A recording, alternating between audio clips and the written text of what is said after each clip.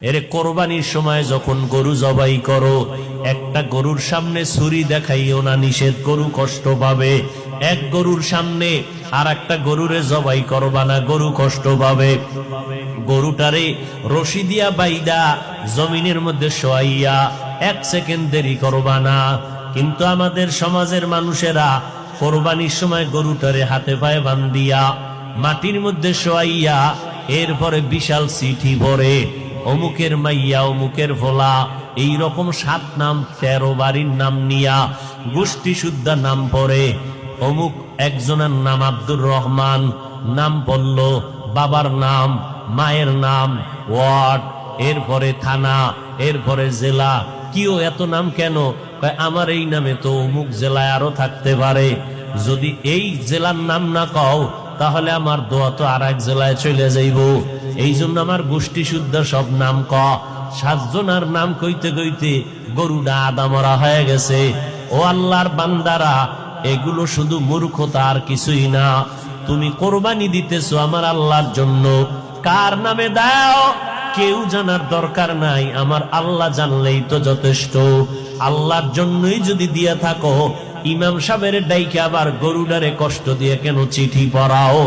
এর একমাত্র কারণ এই মানুষটা বড় মূর্খ।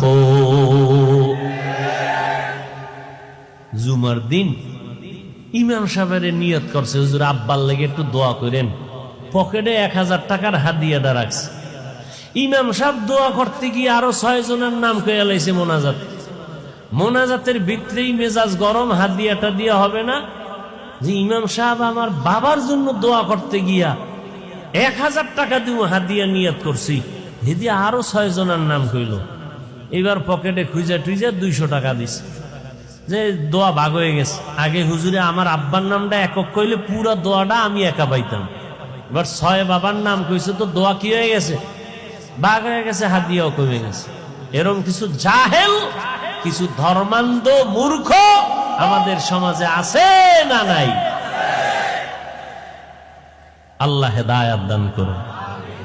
हकीकत से तो दुनिया बेखबर है, दुनिया की नुमाइश पर नजर है।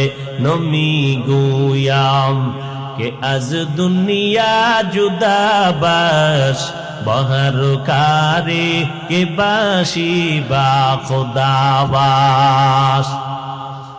আর মসজিদের ভিতরে তো এখন নামাজের জায়গা রেজিস্ট্রি করা থাকে, ঠিক না? এইটা সভাপতি, এইটা এমপি, এইটা সেক্রেটারি।